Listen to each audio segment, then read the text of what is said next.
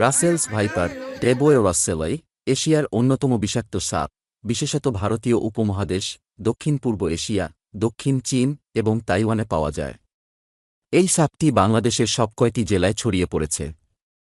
প্রত্যেক জেলার মানুষ আতঙ্কে দিন কাটাচ্ছে।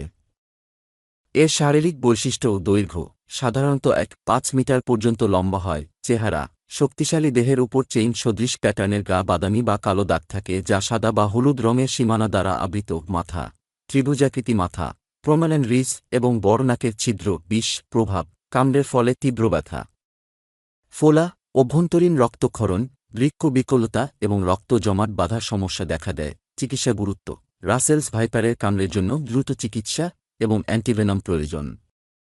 এটির আবাস ও আচরণ আবাসস্থল খোলা ঘাসের জমি, কৃষি জমি এবং বনাঞ্চলে পাওয়া যায়। আচরণ সাধারণত নিশাচর এবং স্থলজ, ইঁদুর, পাখি এবং টিকটিকি শিকার করে।